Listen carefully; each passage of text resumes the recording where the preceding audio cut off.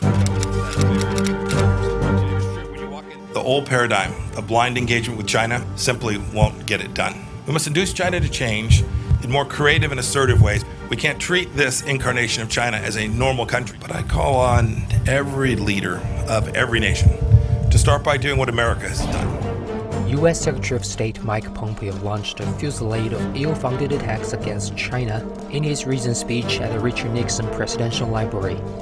In the speech, he incited an ideological hatred against China and the Communist Party of China. Meanwhile, he also tried to coax others into forming an alliance against Beijing. But an article published in the latest issue, The New Yorker says the speech has undermined long-term U.S. interests and appears likely to fail.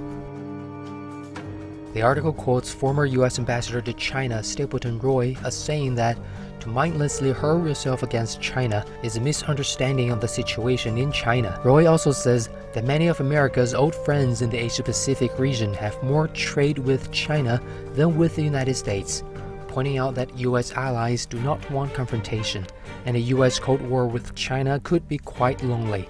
In response to Pompeo's claim that Beijing is more dependent on us, the New Yorker said, in fact, the United States relies on China for many basic commodities. For example, China has surpassed Canada to become the second largest source of car parts of the U.S. According to the magazine, former World Bank President Robert Zoellick says China has provided the greatest contribution to global growth and the fastest growing destination for U.S. exports for 15 years, until the Trump administration. It notes that China has expanded its influence largely by investing in development projects, while the U.S. administration has reduced its engagement globally.